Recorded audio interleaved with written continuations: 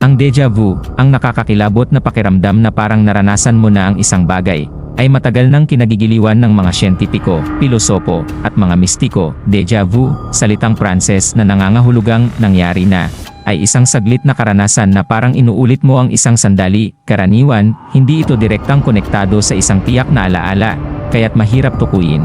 Gayunpaman, ang mga teorya tungkol sa sanhi nito ay nagkakaiba-iba, na nagdudulot ng fusion ng neuroscience, psikolohiya, at maging ng metapisika. Neurological misfire, maaaring sanhi ang déjà vu ng glitch o pagkakamali sa utak, kung saan ang mga signal sa temporal lobe, na responsable sa pagproseso ng alaala, ay nagkakaroon ng aberya. Nagdudulot ito ng pansamantalang overlap sa pagitan ng short-term at long-term memory, na nagdudulot ng ilusyon ng pamilyaridad. Memory recognition errors. Maaaring maling maunawaan ng utak ang isang bagong sitwasyon bilang pamilyar dahil sa mga pagkakahawig nito sa mga nakaraang karanasan na hindi natin maalala ng buo. Ito ang nagdudulot ng pakiramdam ng pagkakakilala ng walang malinaw na konteksto. Dual processing theory, kapag ang utak ay nagpoproseso ng sensory information sa dalawang pagdaloy, ang bahagyang pagkaantala sa isang daloy ay maaaring magdulot ng ilusyon na ang pangalawang daloy ay isang inulit na karanasan.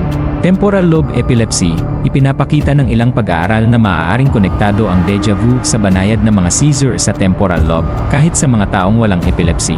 Nagmumungkahi ito ng neurological na ugat, implicit memory. Ang déjà vu ay maaaring magmula sa subliminal na pagkilala sa mga detalyeng pamilyar mula sa mga nakaraang karanasan.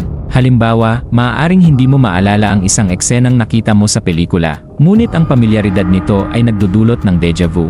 Stress at pagkapagod, mas madalas maranasan ang déjà vu kapag ang tao ay stress. Ang mga kondisyong ito ay maaaring magdulot ng maliliit na aberya sa memory processing ng utak.